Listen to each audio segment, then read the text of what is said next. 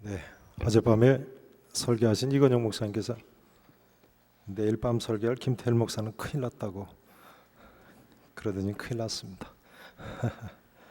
이건영 목사님은 설교 부탁받고 3번이나 사양을 하셔가지고 대표 회장님까지 전화를 하셨다고 하는데요. 저는 설교 부탁받고는 너무 놀라서 가만히 있었더니 하는 사람인 줄 알고 대표 회장님이 전화도 안 하고 그냥 통과됐어요. 제가 목사가 돼서 다른 사람 앞에 서보니까요, 남 앞에 이야기한다는 것이 참 쉽지 않은 걸 느낍니다. 특별히 설교야 또 얼마나 더 쉽지 않습니까? 우리끼리니까 이야기입니다만 이것도 저희 노회 증경 노회장님 중에 한 분은 아직까지도 설교를 하시기 전에는 긴장이 돼서 화장실을 꼭 가셔야 된다고 그러세요.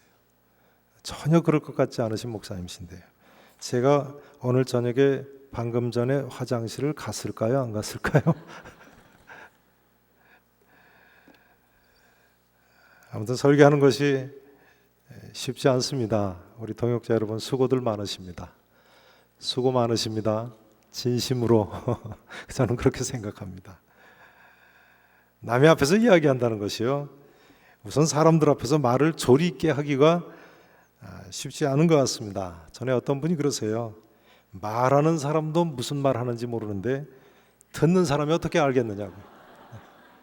이건영 목사님 같은 분은 원고 안 들고 올라서실 수 있는 그 정도 수준이 되셨는지 모르겠습니다만, 저는 그래서 듣는 사람이 무슨 말 하는지 모르시면 곤란할 것 같아서 이렇게 원고를 들고 왔습니다. 그런데요, 사실은요, 말을 조리 있게 하는 것보다 더 어려운 것이 있습니다. 그건 웃게 하는 것입니다. 남을 웃게 하기가 쉽지 않죠.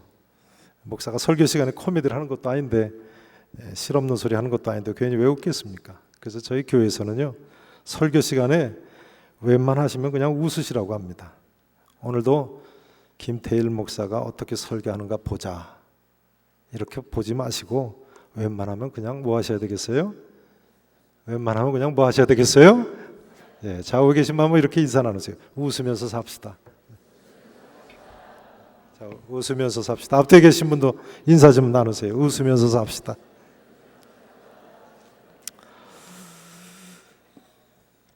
그런데요, 웃게 하는 것보다 더 어려운 것이 있습니다. 그것은 무엇입니까? 울게 하는 겁니다. 울게 하는 거. 그렇지 않습니까? 교회에서 특별히 여러 사람이 주위에 있는데 어떻게 눈물을 흘리고 울겠습니까? 그러나 울게 하는 것이 이렇게 어렵습니다만, 그래도 여기에 진리가 있기에 설교를 하다 보면 눈물을 흘리는 사람들이 계시더라고요. 그런데요, 울게 하는 것보다 더 어려운 것이 있습니다. 그게 뭐라고 생각하십니까? 청중을 울게 하는 것보다, 눈물을 흘리게 하는 것보다 더 어려운 것이 뭐라고 생각하십니까? 그것은 변화시키는 것입니다. 변화시키는 것은 정말 어렵더라고요. 어제 대표 회장님도 변화를 요구하셨습니다만, 인간이 웃고 울기도 쉽지 않습니다만 울고 눈물을 흘린다고 다 변화되는 것이 아니더라고요. 변화되는 듯 싶다가도 다시 옛 생활로 돌아가는 것이 우리의 실상입니다.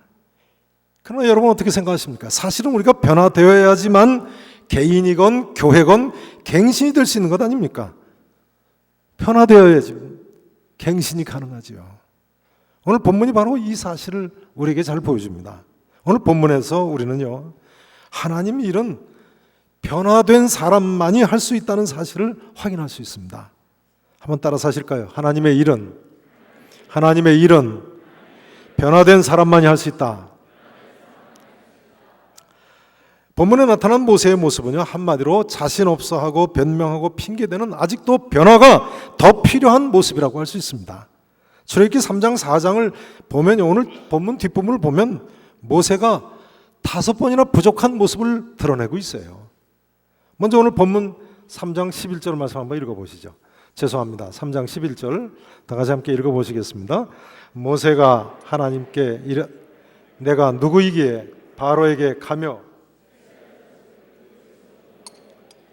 아멘. 하나님께서 모세에게 애굽 왕 바로에게 가라고 명령하시자 하는 말이죠. 모세는요, 이 말은 겉으로 보기에는 아주 겸손한 말 같습니다. 하나님, 제가 누구이기에 바로에게 갑니까? 이스라엘 자손 애굽에서 제가 누구이기에 인도해 내리까? 그러나 실상은 자신 없는 모습입니다. 어쩌면 자신 없는 사실을 은폐하려는 진실치 못한 모습일 수도 있습니다. 이 사실은 이후에 4번이나 계속되는 모세의 변명의 모습을 보면 알 수 있어요. 아무튼 이에 대한 하나님의 답변이 무엇입니까? 12절을 같이 읽어보시죠. 12절 함께 읽으십니다. 내가, 12절 전반부만 같이 읽으십니다. 시작. 하나님이 이르시되 내가 반드시 너와 함께 있으리라 되셨습니다. 이에 대한 하나님 답변이 뭐예요? 내가 반드시 너와 함께 있으리라. 임마누엘을 약속하십니다. 여러분, 이 임마누엘의 약속 하나면 우리는 그가 어떤 사람이든 무엇이든 할 수 있을 줄로 믿으십니까? 틀림없습니다. 그런데 모세에게 하나님께서 반드시 함께 있으리라고 말씀하셨는데요, 믿고 아멘하고 가야지요. 여러분, 하나님께서는 분명히 우리와 함께 하시는 줄로 믿으십니까? 모세에게 반드시 함께 있으리라고 말씀하신 하나님께서 내게도 함께 하실 줄로 믿으시기를 축원합니다. 유명한 내비게이터 선교의 도슨 트로트맨 목사님은요, 이렇게 이야기했습니다. 하나님께서는 우리를 가라고 명령하실 때 그냥 가라고 명령하시지 않으신다. 마태복음 28장의 지상 명령에는 볼지어다 내가 세상 끝날까지 너희와 항상 함께 있으리라는 약속의 말씀이 따른다고 했어요. 이 항상 함께 있으라는 약속의 말씀 때문에 우리는 가서 모든 족속을 제자로 삼아 아버지와 아들과 성령의 이름으로 세례를 베풀고 예수님께서 우리에게 분부한 모든 것을 가르쳐 지키게 할 수 있다고 했습니다. 틀림없는 이야기입니다. 우리가 이 임마누엘 사실을 한 가지만 믿어도요, 주님께서 주신 사명을 잘 감당할 수 있을 줄로 믿습니다. 이제 모세의 두 번째 모습입니다. 자, 13절 말씀, 이 말씀을 듣고 모세가 뭐라고 또 변명을 하나요? 13절, 자, 다시 한번 죄송합니다. 함께 읽으십니다. 모세가 하나님께 아뢰되 너희에게 보내셨다 하면 그들이 내게 자, 성경들 펴세요. 성경 안 가져오셨어요? 오늘 본문에는 없습니다. 자, 죄송합니다. 출애굽기 3장 13절.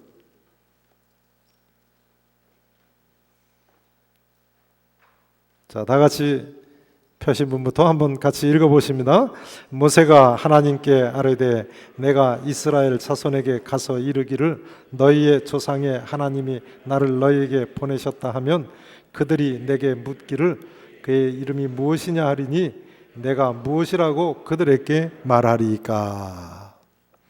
모세는요, 하나님께서 이처럼 임마누엘의 약속을 하셨음에도 불구하고 또 다른 핑계를 대고 있는 것입니다.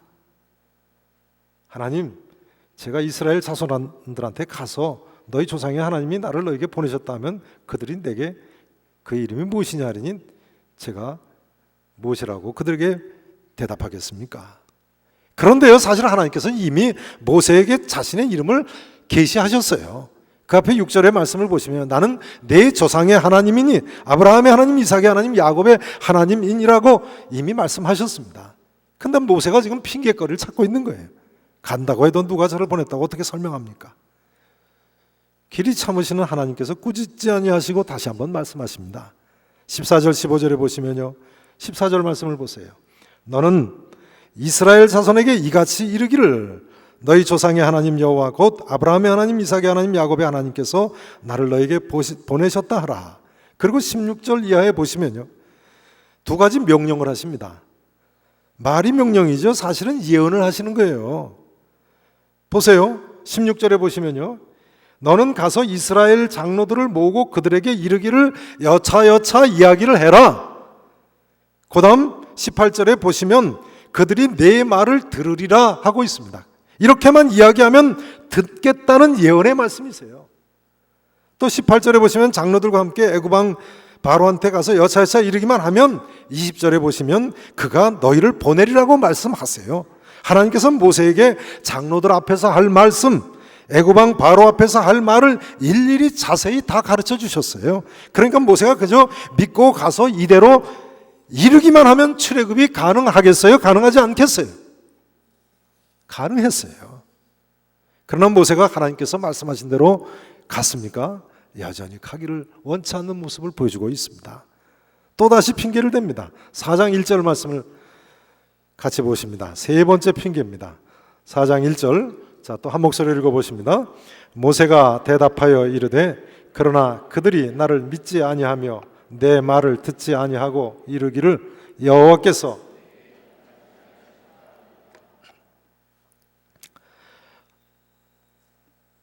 하나님께서 들으라고 하고 가라고 하시니 또 말씀까지 다 가르쳐 주시니 들을 줄로 믿고 가서 그 말 그대로 옮겼으면 얼마나 좋았을까. 그러나 인간 모세가 그렇지를 못하네.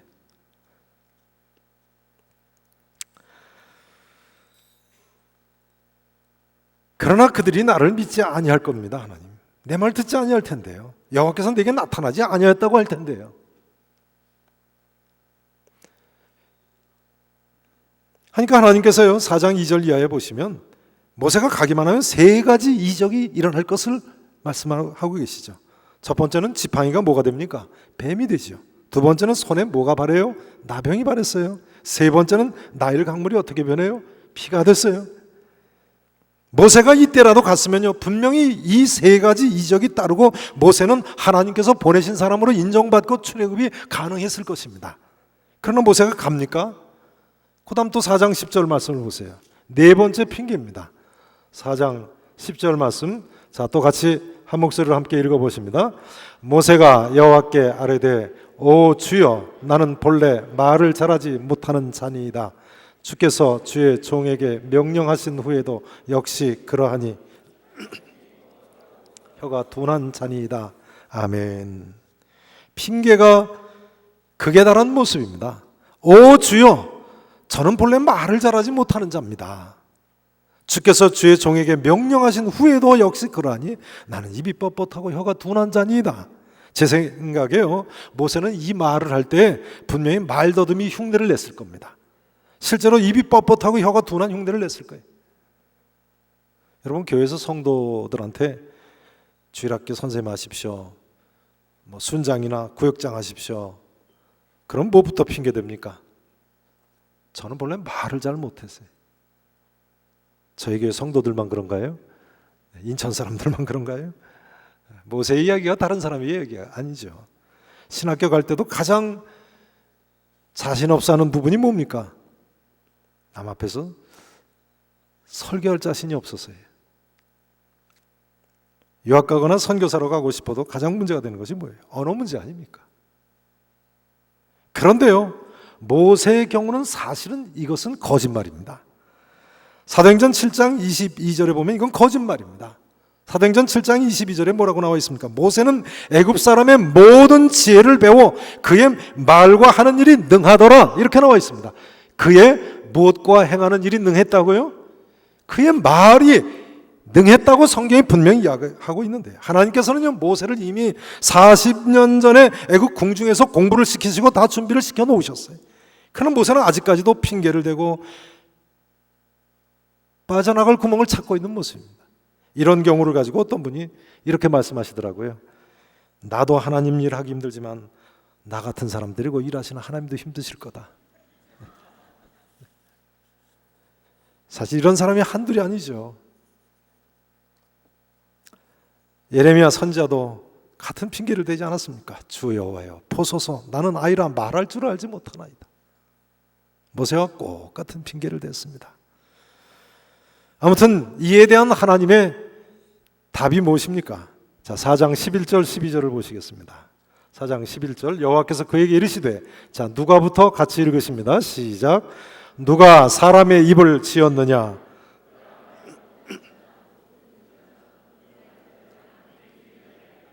나 여호와가 아니냐? 이제 가라 되셨습니다. 거기까지만 읽으십니다. 하나님께서 뭐라고 말씀하십니까?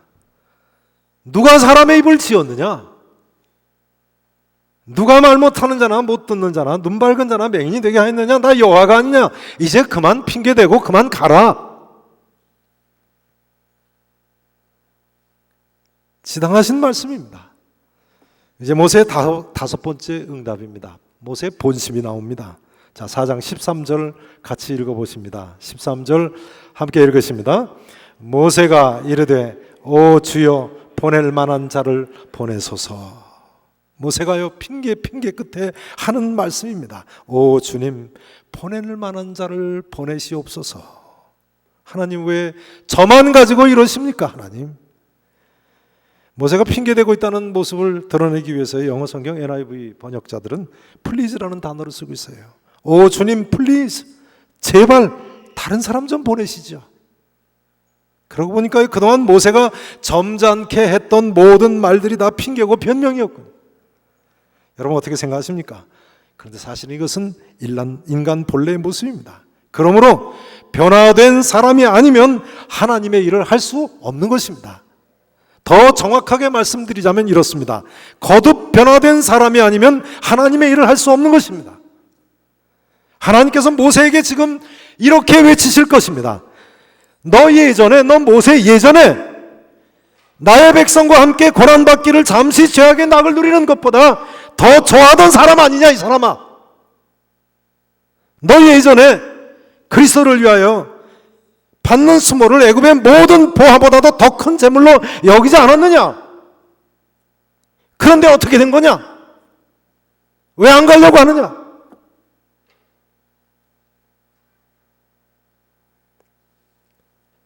인간은요 누구든지 거듭 변화받기 전에는 절대로 하나님 일을 계속할 수 없습니다. 거듭 변화된 사람만이 하나님 일을 제대로 할 수 있는 것입니다. 우리는 목사니까요. 각 교회에서 성도들을 거듭 변화시키는 하나님의 사람들이 되실 수 있기를 진심으로 축원하겠습니다. 사실은요 우리가 먼저 매 순간 변화해야죠. 저는 오늘날 한국 교회 안에 일어나고 있는 목사님들의 모든 문제는 아직도 변화가 덜 되었기 때문이라고 생각합니다. 거듭 변화가 필요한데도 불구하고 말이죠. 어떤 목사님들은 돈 문제 때문에, 어떤 분들은 여자 문제 때문에, 또 어떤 분들은 많은 사람들이 그렇게 비웃는데도 불구하고 담임 목사직을 다 자기 아들한테 물려주고. 모르겠습니다. 예외적인 경우도 있는지 모르겠습니다만 그러나 저는 이 모든 것이 아직 변화가 덜 되어서 일어나는 문제라고 생각합니다. 우리가 처음 믿을 때 변화받고 믿었죠. 또다시 한 번 더 변화돼서 신학교 가고 목사가 됐습니다. 그러나 아직도 변하지 않은 부분들이 있는 것입니다. 아직도 구습을 버리지 못한 부분이 있어서 한때는 그리스도를 위하여 받는 수모를 세상의 어떤 것보다 더 귀하게 여긴다고 했어도 아직도 변하지 않은 부분들이 있어서요. 돈 문제에 빠지고 여자 문제에 빠지고 명예 문제, 세습 문제에 걸려 넘어지는 거라고 저는 생각합니다. 우리가 교회를 갱신하겠다고 모였는데 우리부터 먼저 호렙산 떨기나무 앞에 서 있던 모세와 같이 하나님의 음성을 들으실 수 있기를 진심으로 축원합니다. 이제 본문에 나타내는 또 하나의 진리는요. 죄송합니다. 한 번 더 따라서 하십니다. 하나님의 일은 하나님께서 하신다.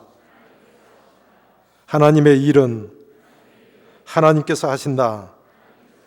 하나님의 일은 변화된 사람만이 할 수 있다. 하나님의 일은 하나님께서 하신다. 우리 오늘 본문에서요 이런 부족한 모세의 모습만이 아니라 하나님의 모습도 또한 볼 수 있어야 됩니다. 모세를 부르시는 하나님은 어떤 분이십니까? 자, 본문 7절 이하의 말씀을 한번 다시 보시겠습니다. 출애굽기 3장 7절 이하를 보세요. 여호와께서 이르시되 모세에게 뭐라고 말씀하십니까? 그 다음 단어가 뭡니까? 그 다음 단어가 뭐예요? 나 여호와가 말이죠. 애굽에 있는 그 다음 단어가 뭐예요? 내 백성의 고통을 분명히 보고 그들이 그들의 감독자로 말미암아 부르짖음을 그다음 듣고라고 되어 있습니다만 원문 성경에는 나라는 1인칭 주어가 또 있습니다. 내가 듣고 그 근심을 그 다음에 또 원문에 보면 또 나라는 단어가 있어요. 내가 알고. 자, 나가 지금 몇 번째 나왔어요? 4번 나왔어요. 그 다음 단어가 뭡니까? 내가 5번째 나왔어요. 성경 보세요. 내가 내려가서 그들을 애굽인의 손에서 내가 건져내겠다고 하세요. 그 다음 쭉 보시면 아래 10절에도 보시면 그들을 괴롭히는 학대도 내가 보았으니 내가 보았다. 9절 보세요. 9절 보세요. 이제 가라. 이스라엘 자손의 부르짖음이 누구에게 달했어요? 내게 달하고. 그 다음 보세요. 애굽 사람이 그들을 괴롭히는 학대도 누가 봤어요? 내가 보았으니 이제 그 다음 단어가 뭐예요? 내가 너를 바로에게 보내 너에게 그 다음 누구의 백성이에요?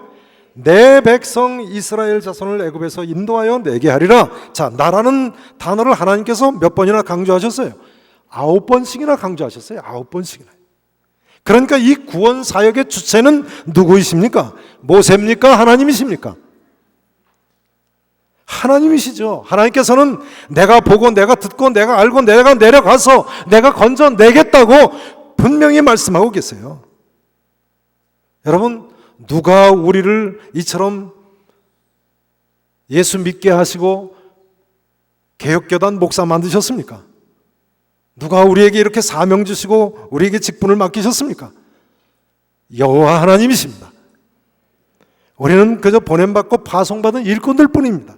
구원의 역사는 여호와 하나님께서 우리를 쓰셔서 선수 행하실 줄로 믿으시기를 축원합니다. 우리는 그저 하나님께서 원하시는 대로 아멘 하고 헌신하면 되는 것입니다. 자, 저기 계신 분 다시 한번 인사하세요. 아멘 하면서 합시다. 자, 앞뒤에 계신 분들도 인사하세요. 아멘 하면서 합시다. 자, 한 번 더 하세요. 웃으면서 합시다. 네.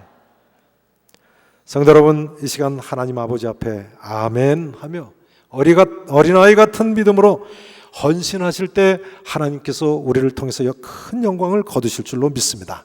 우리는 부족해도요. 우리는 비록 부족해도요. 이처럼 아멘 하고 순종하기만 하면 하나님께서 우리를 도와주실 줄로 믿습니다. 한 번은요, 토요일 밤 10시 한 반이 넘었어요. 10시 반이 넘었는데 그때까지도 저는 교회에서 제 사무실에서 뭐 했을까요? 어제 이건영 목사님이 피난한 사람이 바로 저입니다. 그때까지 교회 사무실에서 설교 준비를 하고 있는데 전화벨이 울려요. 근데 전화를 받고 보니까 저희 교회 안수 집사님이셨는데요. 지금 장로님이 되셨죠. 뭐라고 그러시냐면 누님이 근처에 사시는데 누님 댁으로 좀 빨리 오셔야 되겠다는 거예요. 교회 근처에 어떤 아파트 몇 동 몇 호로 오시라고. 저는 그 누님이 저희 교회 근처에 사시는지 몰랐습니다. 다른 교회 다니셔서 몰랐어요. 그 교구 부목사님하고 여전사님한테 연락을 해서 이제 셋이 달려갔습니다. 근데 가보니까요, 그 누님이란 분이 벼랑간 정신 이상해지셨어요. 그날 낮에 따님이 죽어가지고 화장을 했다는 거예요. 근데 정신 이상해지셨어요. 가보니까요, 죽은 딸이 자기를 부른다고 지금 문 밖에서 부르고 있다는 거예요. 엄마 나오라고. 부른다고 밖으로 뛰쳐나가려고 자꾸만 그러는 거예요. 장로님 4분하고 매형 또 조카 딸들이 울고 불고 붙들어도 막무가내 몇 시간을 그랬다는 거예요. 붙들고 말리니까 뭐 예배 드리자고 하니까 성경책을 찢어버리고 뭐 발길로 차고 아무도 못 말리게 생겼어요. 가보니까 난감하더라고요. 여러분, 이런 경우에 어떻게 해야 합니까? 목사가 어떻게 해야 되겠습니까? 그러니 목사가 가서 병원으로 빨리 옮기자고 할 수 있나요? 그럴 것 같으면 벌써 119로 연락해서 목사 부르지 않았겠죠. 근데 보안이 쉽게 끝날 것 같지가 않아요. 어떻게 하시겠습니까? 찬송을 하시자고 그랬어요. 근데 찬송을 하는데 뭐 한 장 하고 끝나도 계속, 2장 하고 끝나도 계속 하는 거예요. 한 10곡 이상을 했을 거예요. 주일이 된 것 같아요. 벌써 12시 넘어서. 난 빨리 돌아가서 설교 준비 마무리 지어야 되는데. 근데 계속 찬송만 할 수 있나요? 그 다음 어떻게 해야 되는 건가요? 제가 일어나가지고 성경을 읽자고 그랬어요. 예배를 드려야 될 것 같더라고요. 그래서 일어나서 찬송은 충분히 했으니까 성경을 읽자고. 요한복음 14장 1절, 6절 말씀을 읽으려고 일어나서 그분한테 저를 따라서 읽으시라고 그랬습니다. 저를 보세요. 요한복음 14장 1절 말씀이 무슨 말씀입니까? 너희는 마음에 근심하지 말라. 하나님을 믿으니 또 나를 믿으라 하는 말씀 아닙니까? 너희는 했더니 너희는 그래요. 마음에 근심하지 말라 하는데 벌써 목소리가 작아져요. 근심하지 말라. 하나님을 믿으니 그랬더니 소리가 안 나고 입술만 뻥긋뻥긋해요. 또 나를 믿으라 할 때는 아예 잠들 뻔했어요. 잠드니까 그 장로님 네 분하고 그 남편분하고 뭐라고 그러시냐면 안방으로 편히 주무시게 옮겨드리자는 거예요. 절대로 건드리지 말라고. 건드리지 마시라고. 그냥 여기서 푹 주무시게 놔두시라고. 그렇게 해놓았어요. 근데 어떻게 됐는지 아십니까? 그 다음날 아침에 일어나시더니요. 언제 그랬느냐 싶더라는 거예요. 10년이 지난 오늘까지 괜찮으시니까 괜찮은 거죠. 네. 그 후에 고맙다고 만나자고 하셔서 2번이나 만나서 식사 대접을 받았습니다. 근데도 교회는 안 옮기시더라고요.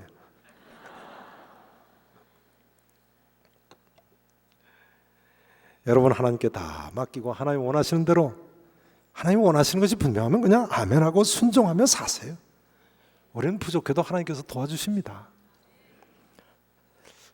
작년에는요 금요철야 후에 항상 그렇듯이 1층 입구에 제가 이제 내려가서 인사를 하는데 한 집사님이 저한테 달려오더니 큰일 났다는 거예요. 한 여자가 정신 이상해졌다고 빨리 7층으로 올라가 보라 그래. 그 말 듣고는 이제 7층에서 저희 본당이 5, 6, 7층입니다. 7층에서 금요철야 그분이 하는 걸 제가 봤거든요. 그래서 저는 이제 먼저 제 가방을 가지고 나오려고 4층 제 방으로 가지러 올라갔는데 4층 제 방문 앞에 가보니까 그 앞에서 난리가 났더라고요. 저희 여성도님 그분이 정신적으로 좀 불안정한 분이신데요. 그날 완전히 발작을 하신 거예요. 이를테면 그렇죠. 그 목사님, 저희 교회 목사님들, 여전사님들 6, 7명 지금 여기들 계신 분 계신데 그 성도님 따님 둘하고 청년 몇 사람하고 그분을 제 방문 앞에 있는 의자 앉혀놓고는 귀신을 내쫓는다고 통성기도를 하고 난리네요. 어떤 목사님은 나사렛 예수 그리스도 이름으로 명하노니 더러운 귀신아 나가라. 어서 물러갈지어다 그러고. 근데 나가나요?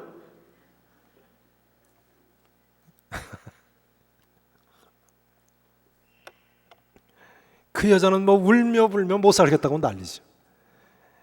목사님, 여전사님들이 청년들하고 뒤섞여서 부르짖어가면서 기도하죠. 정신이 없어요.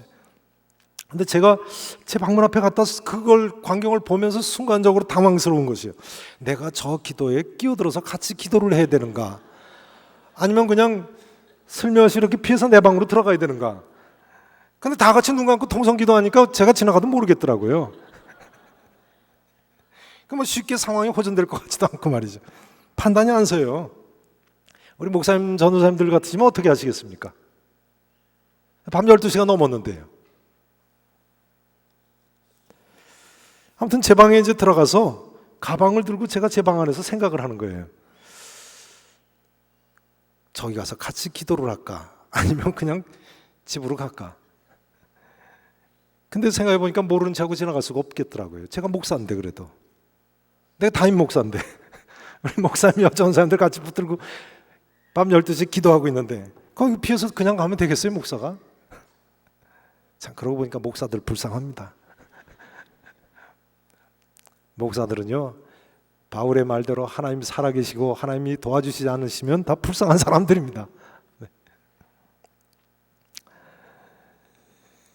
제가 나가가지고 그 옆에 이렇게 서 있었어요.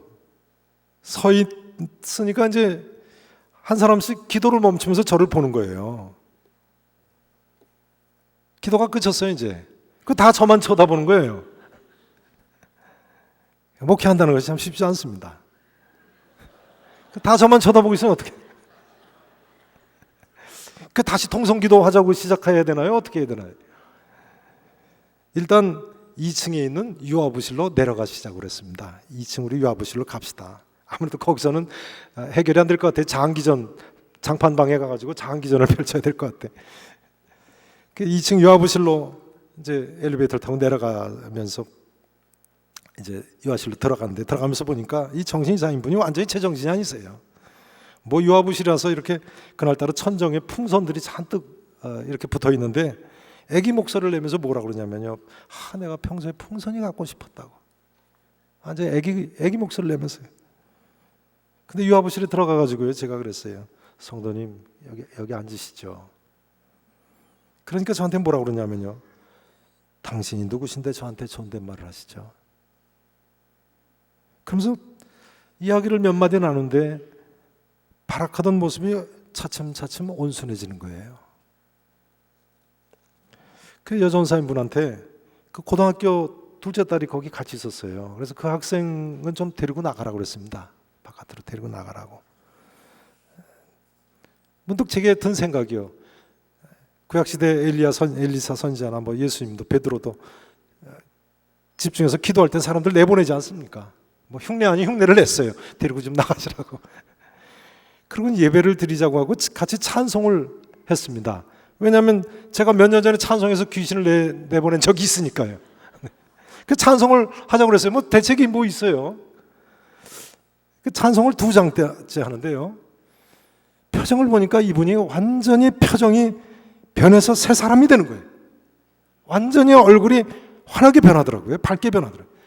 그러더니 벼랑간 막 통곡을 하기 시작하는 거예요. 통곡을 하면서 뭐라고 하냐면, 내가 그동안 너무나 많은 사람들에게 서름을 당했다 하면서 자기 남편이 얼마나 자기를 학대를 했는지를 울면서 하소연하는 거예요. 맑은 정신으로 말이에요. 맑은 정신. 뭐 개인의 속사정이니까 다 말을 옮기겠습니까? 하면서 한동안 통곡을 하더니요, 이제 완전한 정상인이 됐어요.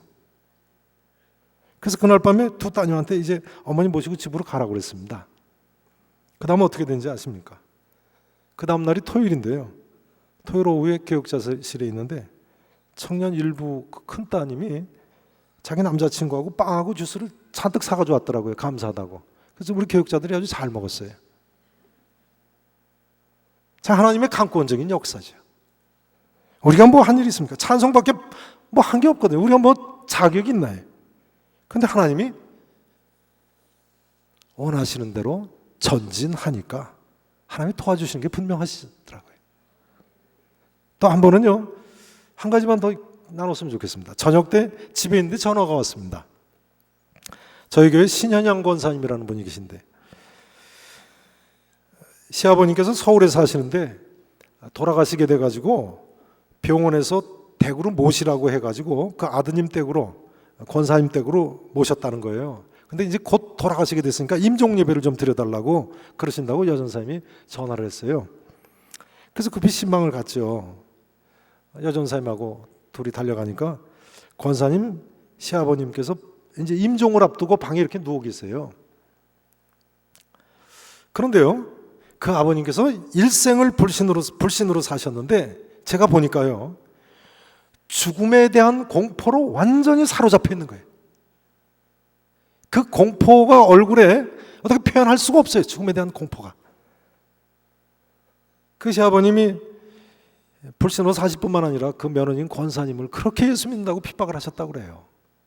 근데 마지막 세상 떠날 때가 되니까 그러시더라고요. 예배를 드려야 되지 않겠습니까? 그래서 조금만 이렇게 벽에로 괴고 이렇게 기대 앉혀드리라고 눕혀드리는 거죠. 그러니까 기대 눕게 하시는 건데, 하고 예배를 시작하고 설교를 시작하는데요, 제가 그렇게 설교를 하면서 보니까 이분이 믿음이 들어가는 것 같이 보이는 거예요. 얼굴이 환해지세요. 그 공포가 사라지고, 그러더니 힘을 찾는 게 역력했어요. 이렇게 예배를 마치고 기도를 마치고 이제 돌아왔어요. 우리는 잘 모시라고. 그 뒤로 어떻게 되셨는지 아십니까? 그 다음날 새벽에 일어나서 걸어 다니셨다는 거예요. 그러더니 서울대구로 가셨는데요. 서울대구로 올라가셔가지고는 그 다음날부터 새벽 기도를 다니셨어요. 평생을 믿지 않던 분이 말이죠. 그동안 남편 때문에 믿지 못하던 시어머니까지 교회를 다니셨는데요. 저희 교회 그 며느리 되시는 권사님이 한 번은 저한테 뭐라고 그러시냐면요, 요즘은 저희 시아버님이 매일 새벽 기도를 다니시는데 어머니가 조금만 방에서 늦게 나오면 빨리 안 나오고 뭐 하냐고 야단친다고. 네. 그렇게 새벽 기도까지 다니시다가 79에 천국에 가셨어요. 네. 제가 뭐 항상 이런 기적 같은 일들이 일어난다고 말씀드린 것이 아닙니다. 기적은 흔한 일이 아니죠. 제가 계산교회 15년 목회하는 중에 그저 몇 번 있었던 신기한 일들을 말씀드리는 것뿐입니다. 그러나 여러분, 믿음으로 아멘하고 전진하다 보면 때로는 깜깜한 것 같다고 할지라도 하나님께서 필요하시면 놀랍게 우리를 도와주실 줄로 믿습니다. 사실은 나도 변하기 어렵고 다른 사람도 변하기 정말 어렵습니다. 그래도요, 이런 구원의 하나님이 우리와 분명히 함께 하시기 때문에 우리가 목회 현장에서 또다시 기대를 걸고 기대를 갖고 일어설 수 있게 될 줄로 믿습니다. 하나님을 의지하시기 바랍니다. 사시고 참되신 하나님을 의지하면 능치 못할 일이 없을 줄로 믿습니다. 이제 같은 기록이 실려있는 사도행전 7장 30절 말씀을 같이 보시겠습니다. 사도행전 7장 30절 말씀.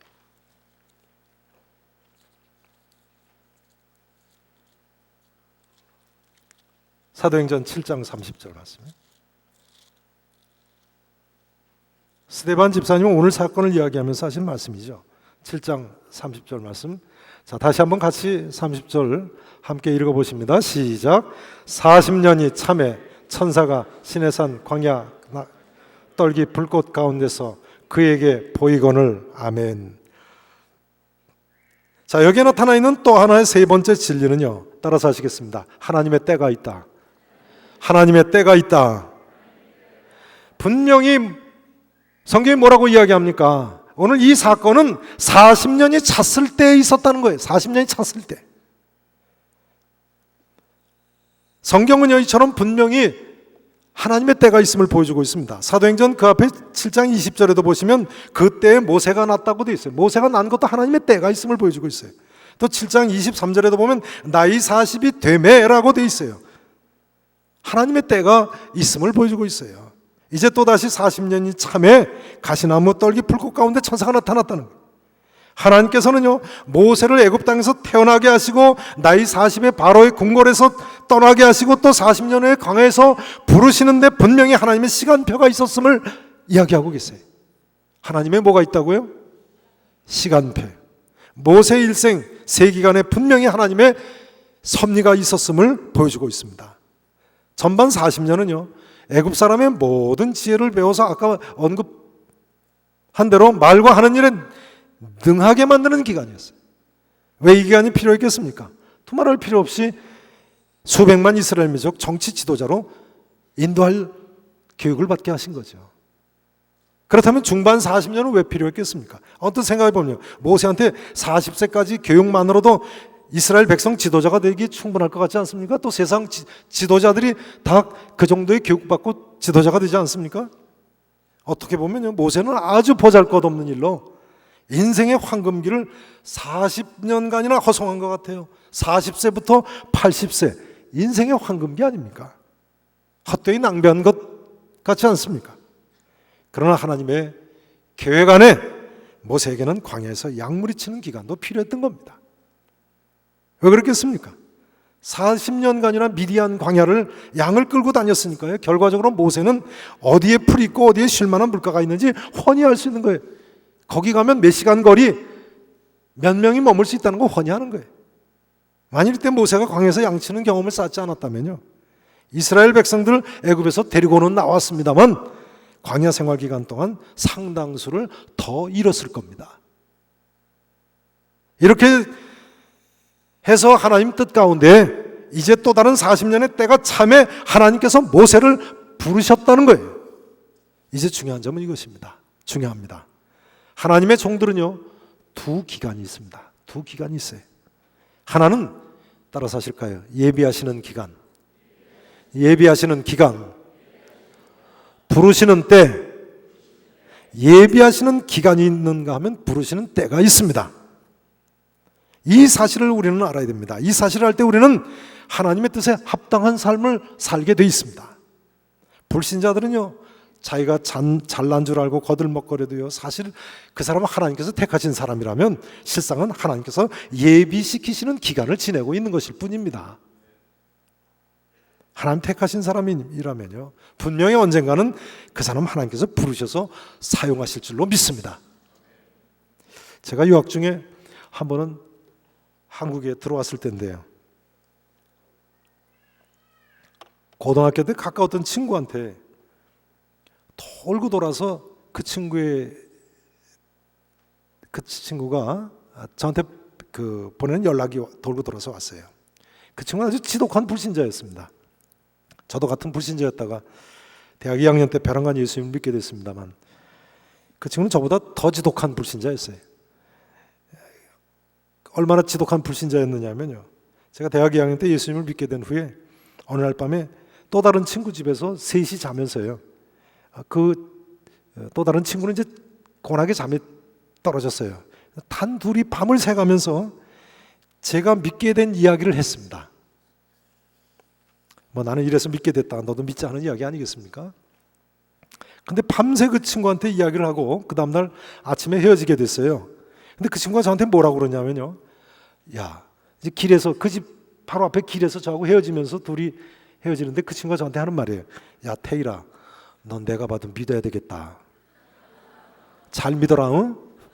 그럼 가버렸어요. 자기는 안 믿겠다는 거죠, 뭐. 그런데 유학 중에 한국에 들어왔는데 돌고 돌아서 온 연락이요, 그 친구가 뇌수술을 했다는 거예요. 뇌수술을 했는데 앞을 못 보게 됐다는 거예요. 근데 태일을 좀 만났으면 좋겠다고 그런다는 거예요. 제 생각이에요. 야, 이 친구가 그렇게 안 믿더니 이제 고난이 심해지니까 믿으려고 날 찾는가 보다. 그러고는 물어 찾아갔습니다. 직장이 대전 표준과학연구소라서 대전까지 찾아서 어머니가 만들어주신 약식까지 싸들고 이제 친구를 찾아갔어요. 오래간만에. 근데 그 친구 집에 가보니까 정말 앞을 못 보고 어두컴컴한 방에 혼자 앉아 있더라고요. 나이 40인 말이죠. 얼마나 딱한지요. 그 친구 집에 가가지고 이제 복음을 전했습니다. 그리고 기도를 했어요. 하나님, 이제는 이 친구도 예수 믿고 구원받게 해주세요. 이렇게 기도하지 않겠습니까? 근데 제 기도가 끝나니까 그 친구가 저한테 뭐라고 그러냐면요, 태일아, 아주 심각하게 하는 얘기예요. 제 기도를 끝나니까 아멘 하더니 나중에 듣자니까 그 아멘도 자기 평생에 처음 한 아멘이래요. 뭐라고 그러냐면요, 태일아, 사과나무에 사과가 주렁주렁 많이 달렸어도 실하게 잘 익은 사과가 있는가 하면 익지도 않고 도중에 떨어지는 그런 못 먹을 사과도 있지 않냐. 난 아무래도 문학을 하는 친구라서 아주 문학적으로 믿지 않겠다는 얘기를 아주 잘 표현하더라고요. 너무나 실망이 되는 거예요.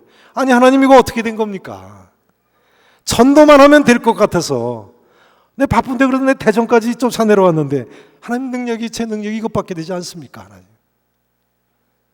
근데 안 믿어진다는데 어떻게 할 수가 없더라고요. 안 믿어진다는데 어떻게 하겠어요, 더 이상. 그런데요, 이제 공부를 마치고 제가 7년 만에 한국에 귀국을 했는데요, 귀국을 하고 어디서 듣자니까 그 친구가 신학교를 갔다는 소문이 들려요. 제가 그 말을 듣자마자 제게 척 드는 생각이요, 이 친구가 눈을 뜨고 신학교를 갔나, 눈을 감고 신학교를 갔나.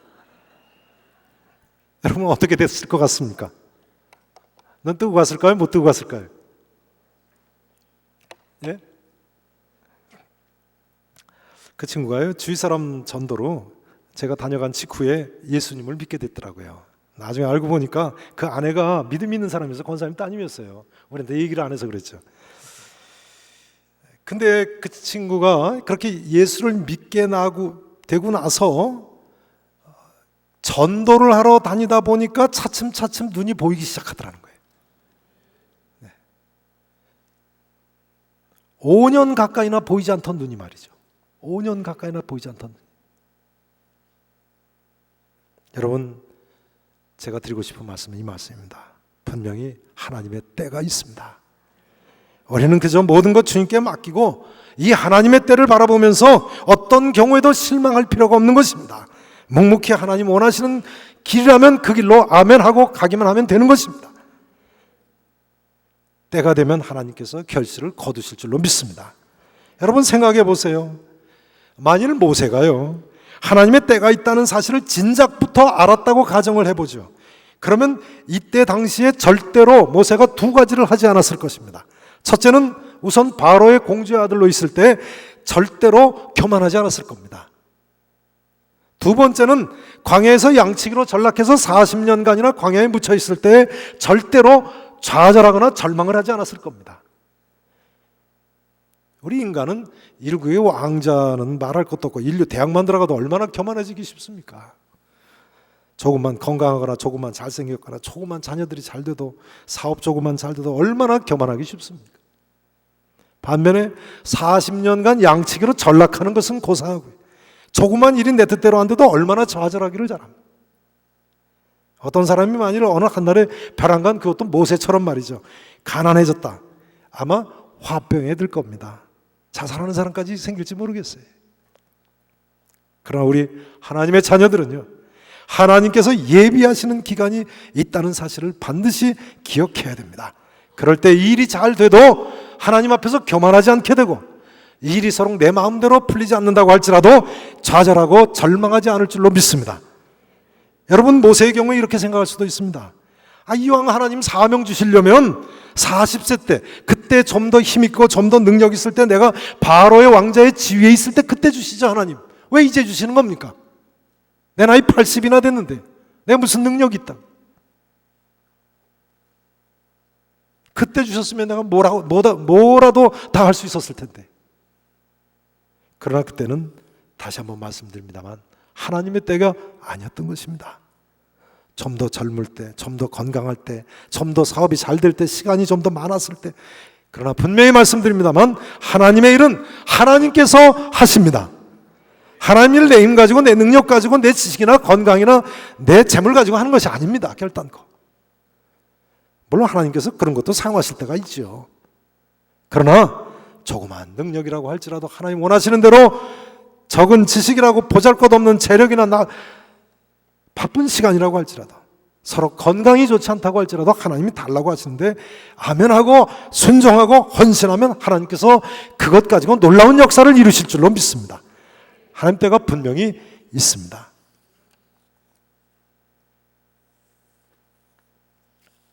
자, 시간이 이렇게 됐는데 제가 믿게 된 간증을 좀 나눴으면 좋겠습니다. 어제 이건영 목사님이 조금 더 하셨으니까 저도 조금 더 하겠습니다. 네. 그 친구가 저한테, 제가 그 친구한테 밤새 했던 간증인데 좀 줄여서 하겠습니다. 줄여 하지 않으면 밤을 새니까요. 저는 원래 무신론자였습니다. 하나님의 존재를 분명히 하나님은 존재하지 않으신다고 믿었던 사람입니다. 우스운 것은요, 저는 인간의 한계까지도 믿질 않았어요. 세상 사람들, 특히 젊은 사람들 중에는요, 이렇게 우습게 인간의 한계를 없다고 생각하는 사람들이 있어요. 저는요, 실제로 중국의 어디 내륙 산속 깊은 데 가면 축지법을 하는 사람이 있는 줄 알았어요. 근데 없을 것 같더라고요. 생각해 보니까. 있으면 100m 달리기 올림픽에 나와서 금메달 딸 텐데. 근데 하여간 막연하게 있을 거라고 생각했어요. 중국 내륙에 깊숙한 데 가면 수천 년 사는 사람이 있는 줄 알았어요. 실제로 그렇게 생각했어요. 불신자 젊은이들 중에는 이렇게 자기가 뭐든지, 인간이 뭐든지 할 수 있을 것으로 착각하는 사람들이 많이 있습니다. 근데 저는 처음으로 인간의 한계를 느낀 것이 대학 입학 시험을 볼 때였습니다. 저는 일찍부터 모대학 모과만 가려고 했어요. 제가 고등학교 때 생각해 보니까 부자가 되기를 원치도 않았고 또 출세하기도 원치 않았고 그저 깨끗하게 살았으면 좋겠는데 생각해 보니까 대학 교수가 제일 좋을 것 같더라고요. 근데 저희 아버지가 그 대학 극과 교수가 되려고 했는데 6.25 때문에 교수가 되지 못했다고 해가지고 그럼 제가 그 대학 교수가 되겠다고. 그러다 보니까 이제 젊은 사람이니까 집착을 하는 거죠. 그 대학 극과만 가려고 그랬어요. 근데 그때 처음 인간의 한계를 처음 어렴풋이 깨달았어요. 아무리 내가 공부를 열심히 해도 시험 당일 맹장 수술하면 그 대학에 입학 못하는 거잖아요. 근데 첫 해 떨어졌어요. 그래서 다시 이제 또 재수를 했어요. 그 대학 극과에 들어가려고. 왜냐하면 저는 그때 그 대학 극과에 들어가는 게 저희 인생의 유일한 목표가 됐으니까요. 재수라도 해야 되지 않겠어요? 근데 재수를 해서 이제 원하던 과에 들어갔어요. 그런데 입학 신체 검사에서 폐결핵에 걸린 것을 알게 됐습니다. 조건부 입학이라는 것이 됐습니다. 조건부 입학이 뭐냐면요, 1년 동안 치료를 해보고 다 고치면 입학을 허락해주고 못 고치면 입학이 취소가 되는 그런 제도예요. 병과 싸우기로 결심을 했어요. 세상 사람들 모습입니다. 자기만으로 뭐든지 해결하려고 하는 거죠.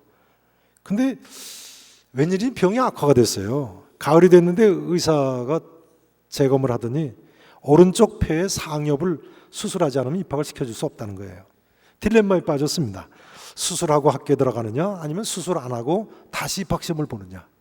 왜냐하면 저는 당시 유일한 인생의 목표가 그 대학 극과 교수가 되는 거니까요. 저울질을 시작했습니다. 수술해야 좋은가 하지 않고 다시 입학 시험을 봐야 되는 거예요. 근데 수술을 하면 제일 문제가 되는 게 수술하다 죽는 거더라고요. 사방에 알아봤습니다. 저희 아버지 후배가 마침 서울 결핵협회에 계셔가지고 물으러 갔었는데요.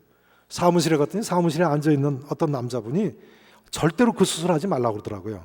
왜냐하면 자기가 아는 어떤 분이 그 수술을 했는데, 어떤 남자가 그 수술을 했는데 돈이 없어가지고 아내가 이자돈까지 마련해서 수술을 했는데 얼마 전에 죽었다는 거예요.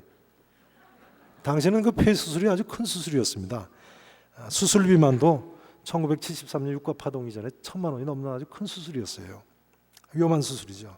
그때는 말이죠.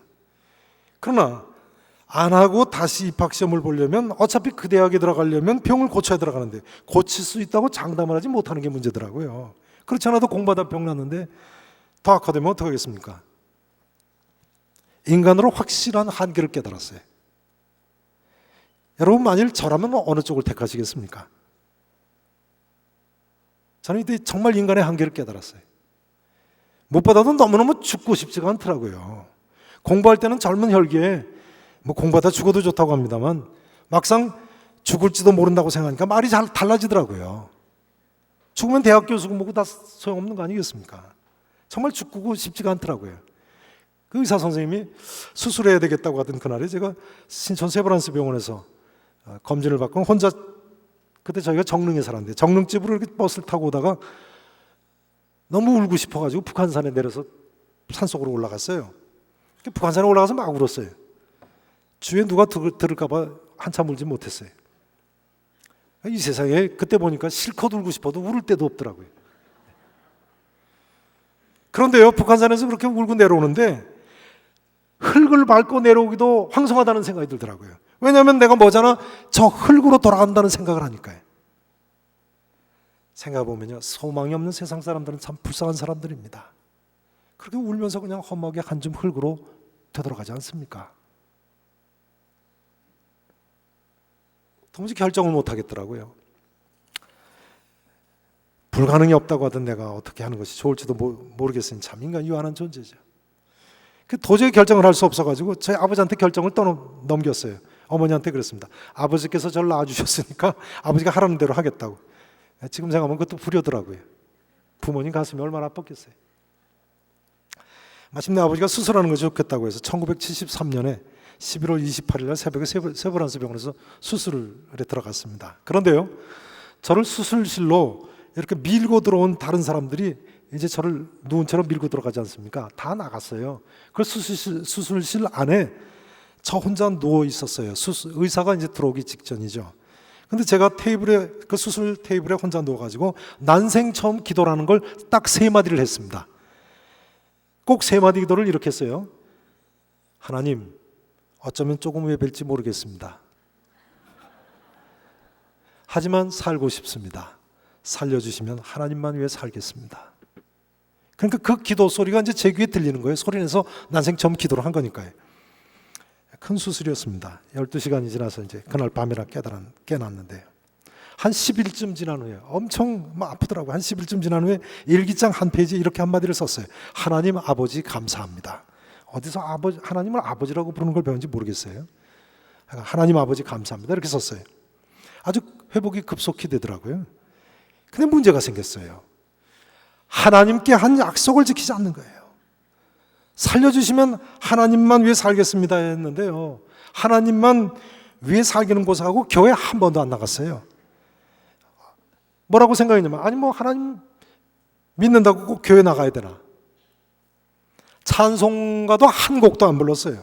전에 어디서 보니까 눈을 지그시 감고 교회 나가는 사람들 뭐 4주를 가까이 하게 하면 하는데 꼭 자기 최면술 거는 것 같더라고요. 그런 거 하면 안 되겠더라고요. 또 기도하는 건 그래도 좀 해야 될 것 같더라고요. 근데 특별히 식사 기도를 좀 해야 될 것 같더라고요. 제가 농사 지은 쌀은 아니니까요. 감사 기도 해야 될 것 같더라고요. 근데 하여간 식사 기도가 그렇게 힘든 건지 그때 처음 알았어요. 하려고 했는데 벌써 밥 먹고 앉아 있더라고요. 제 멋대로 믿으려고 하는 거죠. 성경을 좀 읽으려고 했어요. 구약 성경 읽을 생각도 못하고 영어 공부하려고 전부터 머리맡에 놔뒀던 기도원 성경, 신약 옆에 이렇게 영어 대조 기록된 그 성경을 놓고 있었는데, 그걸 이제 마태복음 1장 1절부터 읽으려고 하는데요. 누가 누굴 낳고 누가 누굴 낳고 하는데 첫 페이지만 보면 그렇게 졸릴 수가 없더라고요. 놀랍게도요, 제가 벼랑간 대학 2학년 때 봄에 믿기 시작했는데 1년 반 동안 한 장도 못 읽었어요. 서문은 읽었는데 마태복음 1장만 읽기 시작하면 졸리기 시작. 그럼 무슨 책이 그렇습니까? 대개 책이라는 게 서문이 졸립고 본문에 들어가면 호기심이 동하고 재미가 있어야 되는데, 이 책은 서문은 좀 이해가 되는데 이거 마태복음 1장만 들어가면 누가 누굴 낳고 하는, 너무 졸린 거예요. 그 다음 번부터는 잠이 안 오면 누워가지고 그럼 뭐 틀림없이 잠들어요. 저도 왜 그랬는지 모르겠어요. 그런데요, 수술 후유증이 찾아왔습니다. 오만 군데가 다 아프더라고요. 뭐 위도 며칠 지독히 아프고 간도 아프고, 어느 날 뭐 보면 또 새로운 병이 찾아오고. 그때 제가 병이란 병은 다 알아본 것 같아요. 지금도 그래서요, 저희 교회 교인 누가 병명만 이야기하면 증세를 제가 거의 다 말할 수 있습니다. 제가 아파봐가지고 목회하는데 도움을 주려고 하나님이 그 길을 통과시키신 것 같아요. 근데 정말 심각한 문제는요, 점차 의심이 들기 시작하는 거예요. 나를 과연 하나님이 살려주신 것일까? 그 수술한다고 모든 사람이 다 죽는 건 아니지 않는가? 여러분 어떻게 생각하세요? 그렇지 않습니까? 그 수술한다고 뭐 모든 사람 다 죽는 거 아니잖아요. 아주 합리적인 생각이죠. 나중에는요, 괜히 수술했구나 하는 생각이 드는데요, 그럴 때는 낭패감이 들더라고요. 일단 떼어냈으니 다시 붙일 수도 없고. 점차 수술하라고 결정한 아버지가 원망스러워지는 거예요. 그 결정을 내가 못 내리게 돼서 아버지한테 결정권을 드렸었는데, 사람이 참 일이 안 되는 듯 싶으면 나만 원망하는 거예요. 이러면서 1년 반이 지나서 1975년이 됐습니다. 대학 2학년 때인데요.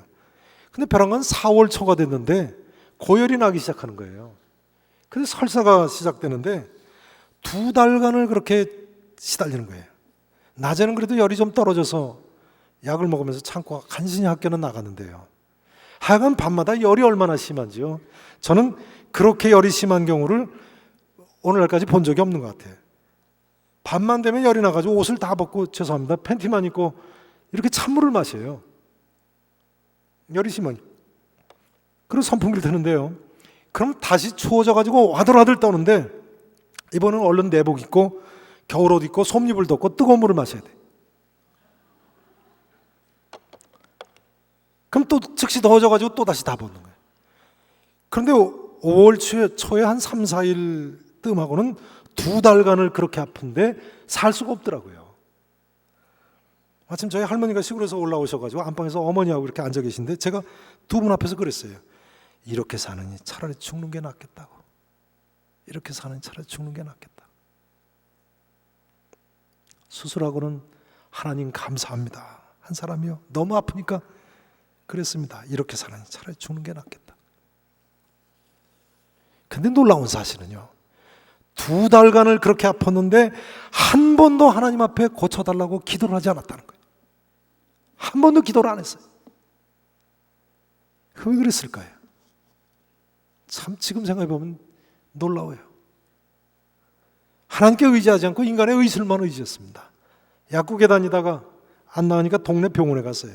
신림동에 이봉화외과라고 있는데 그때 저희 집이 신림동이었습니다. 동네 병원 의사 선생님한테 가니까 뭐라고 그러냐면요. 이 병은 장티푸스 같다는 거예요. 그러니까 연병 같다는 거죠. 연병 같은데 6월이라서 아직 장티푸스가 돌 때가 안 됐대요. 6월에는 아마 장티푸스가 없는 모양이에요. 그래서 이유를 모르겠다는 거예요. 그 이제 도저히 못 참고는 수술한 신촌 세브란스 병원에 가서 검사를 했습니다. 근데 검사를 기다리던 1975년 6월 23일이었습니다. 제가 당시 일기를 썼기 때문에 생생하게 다 기억합니다. 그날도 방과 후에 학교 끝나고 신촌 학교에서 버스를 타고 신림동 집으로 얼른 오는데요. 참 빨리 집에 가서 이제 이불 싸고 또 누워야 되는 거예요. 열 맞을 준비를 하는 거예요. 그날 마침 또 봄비가 오락가락하고 있었어요. 그래서 버스에서 내려가지고는 한 정오쯤 됐는데요. 고개를 숙이고는 부지런히 집으로 이렇게 올라가는데 집 근처에 골목을 올라가다 보니까 땅에 무슨 종이 조각이 하나 떨어져 있어요. 근데 땅에 떨어져 있는 종이 조각을 누가 자세히 보겠습니까? 그냥 휙 지나갔죠. 근데 저쯤 지나갔는데요. 그러면 무슨 생각이 드느냐면요. 그 얼마 전에 조선일보인지 동아일보인지 신문 일면에 조그마한 컬럼란에 이런 글이 있었습니다. 우리나라 사람들은 길에 너무 쓰레기를 많이 버린다. 후진국 사람들은 길에 쓰레기를 버리지만 선진국 사람들은 길에 떨어져 있는 종이 한 장도 주워서 읽어보고 쓰레기통에 버린다. 그 생각이 퍼뜩 드는 거예요. 그래서 저도 모르게 획 돌아서 가지고 다시 가서 그 종이 쪽지를 주워서 읽어봤어요. 근데 그 종이 쪽지에 성경 구절이 적혀 있었습니다. 요한복음 5장 14절 후반부의 말씀이 기록되어 있었어요. 요한복음 5장 14절 후반부 말씀 한번 보실까요? 보라부터의 말씀인데요. 그 구절이 기록되어 있었어요.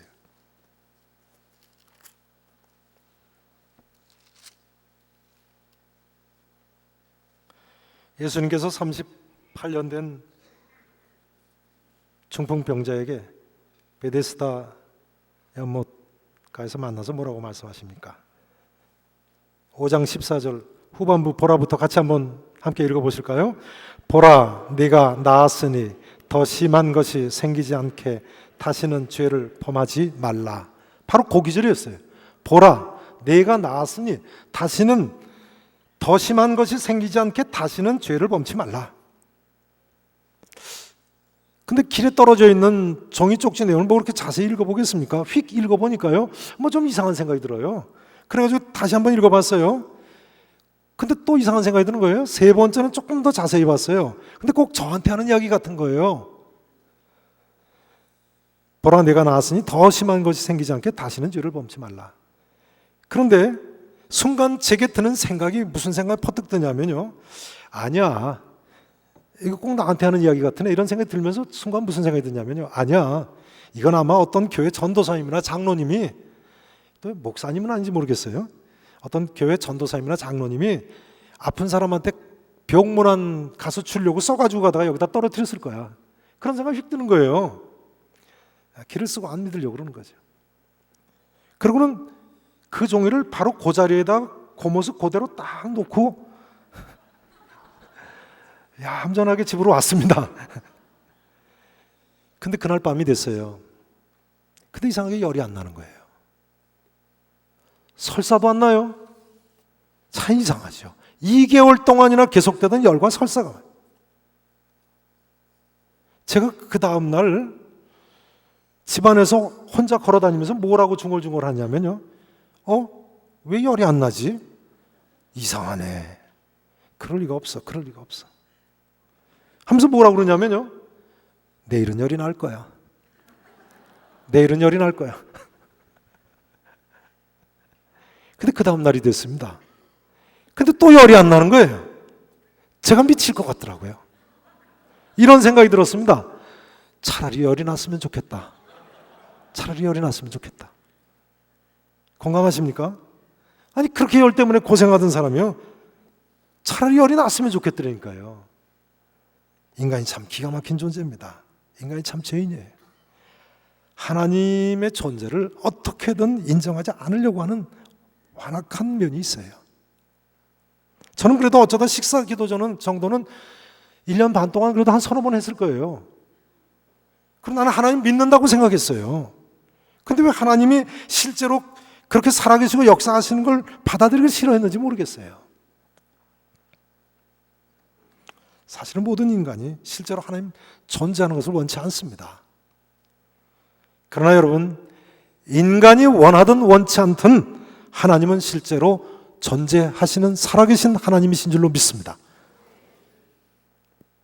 아무튼 도저히 못 참겠어요. 그 당시 저희 집에서 유일하게 교회 열심히 나가던 식구가 저희 작은 누이인데요. 저희 집 2층 집이었는데 2층에 제 방에서 작은 누이를 좀 만나자고 그랬습니다. 불러가지고 제 책상에 이렇게 기대 서가지고 저희 누이한테 제가 얘기를 했어요. 나는 어제 참 이상한 일이 있었네. 저기 저 골목길 있잖아 하면서 이제 자초지종을 이야기를 했어요.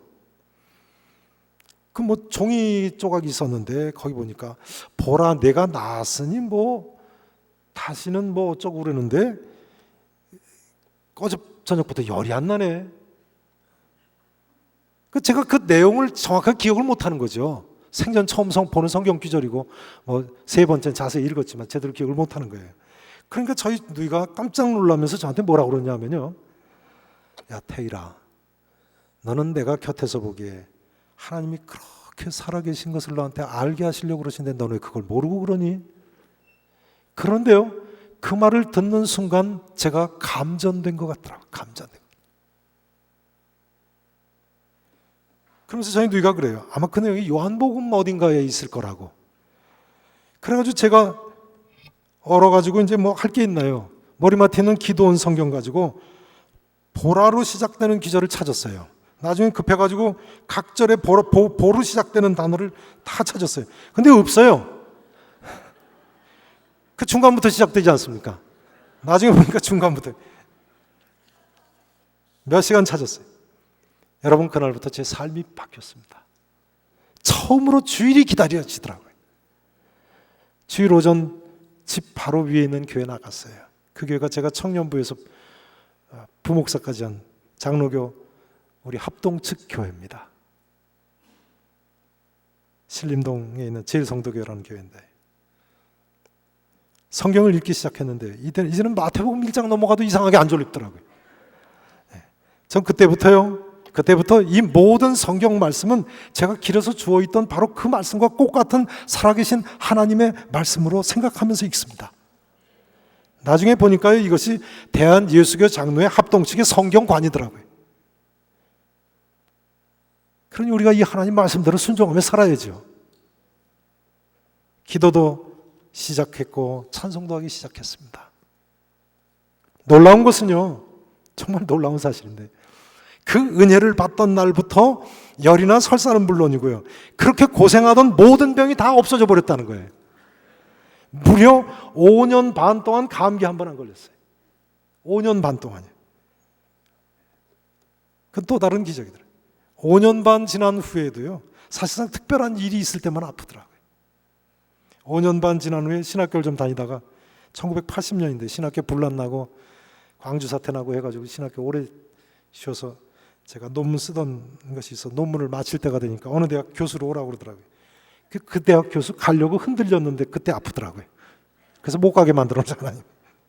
여러분, 하나님 분명히 살아계십니다. 하나님 분명히 살아계십니다. 문제는 우리가 하나님 말씀대로 변화되느냐가 문제인 것입니다. 아멘하며 순종하기만 하면 되는데 말이죠. 이제 말씀 정리해야 되겠습니다. 오늘 본문은 모세가 아무리 당시 최고의 선진국 애굽 궁중의 지혜를 다 배웠다고 할지라도 연세가 80세나 돼서 인생 경륜이 많이 쌓인 사람이라고 할지라도 하나님 앞에서는 부족하기 짝이 없는 모습을 보여주고 있습니다. 근데 이것이 바로 여러분 어떻게 생각하십니까? 우리의 모습이라고 생각되지 않으십니까? 우리는 하나님 원하시는 대로 100% 순종하며 살아야 하는 사람들입니다만 매사에 너무 부족합니다. 그러나 오늘 본문 보신 대로요, 하나님께서는요, 전능하신 하나님은 살아계실 뿐만 아니라 친히 보고 듣고 알고 내려오셔서 건져내시고 우리를 궁극적인 목적지 저 천국에까지 구원해서 인도해 드리시는 분이신 줄로 믿습니다. 분명히 우리 하나님께서는 친히 하십니다. 우리로서는 하나님께서 사용하실 수 있도록 나는 비록 부족해도 아멘하고 드리기만 하면 될 줄로 믿습니다. 우리 모두가 이 시간 모세처럼 호렙산 가시나무 떨기 앞에 서 있는 모세처럼 이 자리에 나와 서 있습니다. 우리가 모두가 어떤 경우에도, 어떤 경우라고 할지라도 다시 한 번 더 변화돼서 하나님 원하시는 대로 헌신하면 될 줄로 믿습니다. 우리 하나님께서 우리 모두를 모세처럼, 예레미야 선지자처럼 사용하시고 우리를 통해서 큰 영광을 거두실 줄로 믿습니다.